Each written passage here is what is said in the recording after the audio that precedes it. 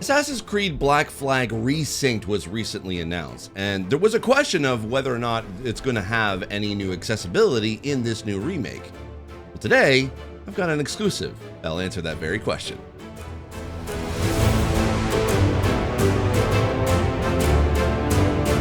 I'm Steve Saylor, I'm blind, and if you're wondering how I can be able to play games or what I can see when I'm playing video games if I'm blind, take a look at the video here or click the link in the description down below. Now, yes, I get to talk about the actual accessibility that it was just announced on the Ubisoft blog about the accessibility that will be in the new Black Flag Resynced, basically Black Flag remake that Ubisoft just recently announced. Now, before that, I wanted to kind of at least talk about sort of my personal history with it, just real briefly, just bear with me. Black Flag is the game that I wanted to play since it came out. Like, I have been it's the one game of the entire Assassin's Creed franchise that I love the pirate era, and to be able to have an Assassin's Creed game is set in that era, I wanted to play it. And when I did try to be able to play it, unfortunately, the game wasn't as accessible at the time. Now, granted, yes, I did not know really a lot about accessibility even back then, and before then I was even really thinking about how to be able to even improve a game for accessibility. It was way before I even started a career in that. So I didn't even think that the game was necessarily like bad for me. I thought I just sucked at it, which, you know, could still be the case. But one of the things I had trouble with was a lot of the ship combat, a lot of the kind of just the combat itself, and being able to find certain things within the world. It was everything I wanted from a story and everything I wanted from the mechanics of what a pirate game in Assassin's Creed franchise should be, but I was never able to play it. Well, with Resynced, there is a distinct possibility that we might, thanks to the many efforts by a lot of the teams at Ubisoft to be able to make a lot of their games accessible, and this may be one of the rare remakes that actually does have a lot of accessibility in it. Now, as I mentioned, there is a blog post that is up on the Ubisoft blog right now. I'll have a link to it in the description down below. It is an accessibility spotlight where the team got to talk to a director of user experience, Jonathan Bedard, and game designer Maxim Smolyets. I apologize if I butchered that name. I'm so sorry. They got to talk to the team over at Ubisoft News. So I'm going to be reading some of that, and then I'm also going to be showing some of the gameplay footage from the showcase. Unfortunately, I don't have any gameplay. They did not release any gameplay of the accessibility publicly. So I'm just gonna talk over the footage that we're gonna see. One of the questions that they asked in the blog post was, Assassin's Creed Black Flag is over a decade old. How has accessibility in games evolved since its release? Jonathan Bedard says, the accessibility space has been shaped by many inspiring people and teams who have done tremendous work since Black Flag's original release. They built the foundation on what we stand today. Many features that were once considered exotic, exceptional, or optional have since become best practices. He then goes on to say, while it was not possible to carry everything from recent titles on the game, it comes with a lot of expected improvements you can expect from an Ubisoft title in 2026.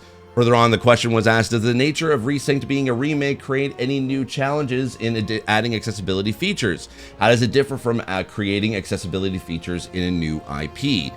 Bedard says, while the original game was not created with today's accessibility standards in mind, the way we make games now allows us to build on it more effectively. Our modern pipelines and processes made it possible to improve the experience by integrating many of our recent developments. This is one huge way in which our constant investments in accessibility over the last few years have paid off. Smolyet says, for Resynced, our goal was to further improve the quality and customization of our features, settings, and options. We had a very solid framework based on iterations and improvements made across recent releases. Ubisoft Kiev Studio in particular has strong experience designing and developing accessibility features for Assassin's Creed and many other titles. A little bit of context, Ubisoft Kiev is one of the studios that basically has been carrying a lot of the responsibility for adding accessibility in a lot of the games in a lot of the franchises over the past couple of years.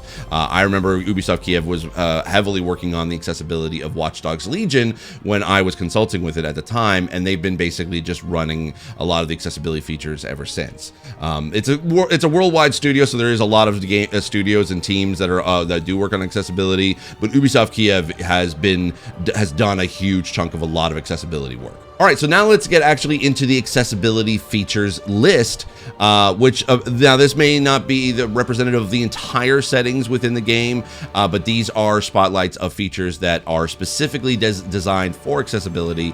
So be with that what you will. We won't know until we get previews or reviews of the game to know what is going to be fully in the game as far as settings.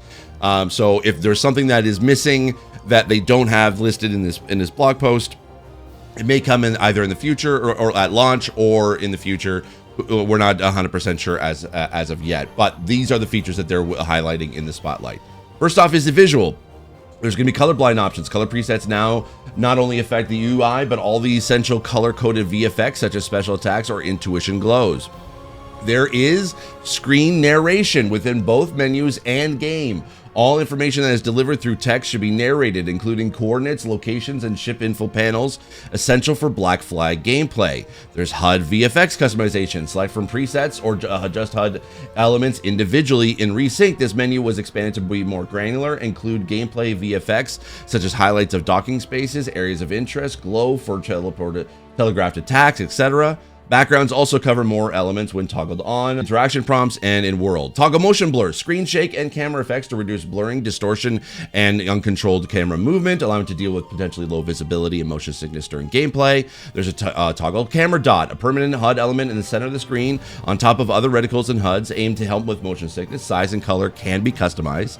Now on the audio side, subtitles, better color modification, speaker directions, and speaker motions now have 4th largest size at 46 pixels. That is huge, by the way. 46 pixels is way beyond the minimum requirement to be able to have a default font size. So the fact that they're doing this in the subtitles for 46 pixels, that's great. And it also adds to the, the already great, amazing subtitles that Ubisoft has been building since the past, 6 years. Gameplay captions, short captions describing ongoing events that cannot be perceived only through visuals. There's audio cues, audio glossary, support for naval gameplay events added for Resynced, along with previous package of essential sound cues and helpers. And there's also granular audio customization with preview sound. In regards to navigation and guidance, the first time user experience flow is back, offering first access critical options that basically whenever you boot up the game, it's going to come up with an accessibility menu so that you can be able to adjust any settings before the game even starts. Accessibility presets, a new menu that is part of the first time user experience flow, and options menu containing a selection of critical accessibility settings gathered and classified within one menu.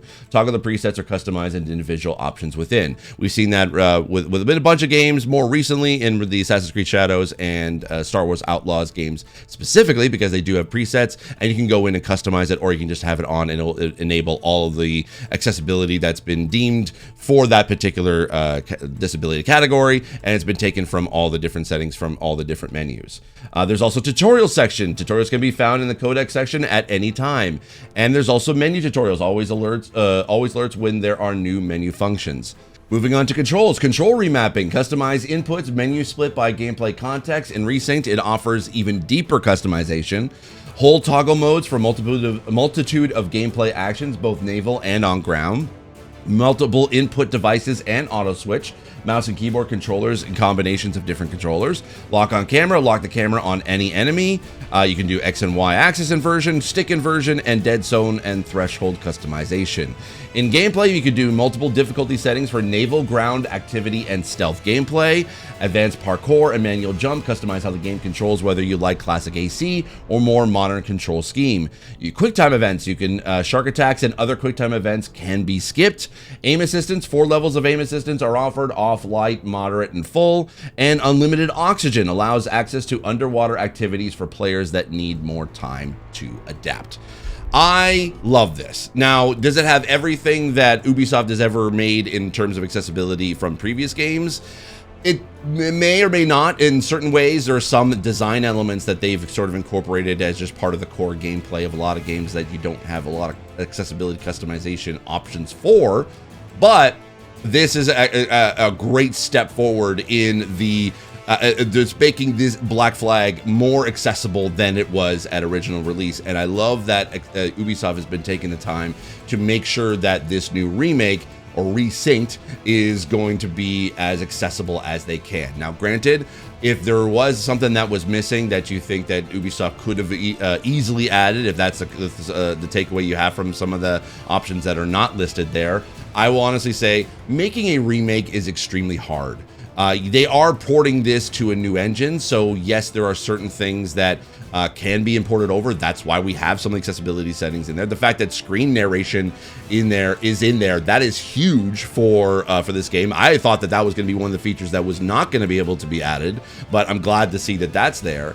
But even though it's being moved to a new engine, they also are trying to be able to keep the same sort of style and design that a lot of fans who have played Black Flag or were used to in the past. And that balance of trying to be able to have old gameplay mixed with modern gameplay, which includes accessibility, there are certain things that just don't really work well together. Case in point, Last of Us Part 1 remake, even though it has all the accessibility settings from Part 2, there are certain design elements that just were not made accessible because of just how the game was originally made back in 2013. It's not to say that like the Part 1 isn't accessible in any way. I'm not saying that at all, but there are certain design elements that unfortunately all the settings for Part 2 couldn't accommodate for just based on the game's design. So we're kind of seeing a little bit of potentially a little bit of that in this. Now, even though they mentioned a lot of features in the accessibility spotlight, we still don't know what all of the settings menus would be, just based on there could be some settings that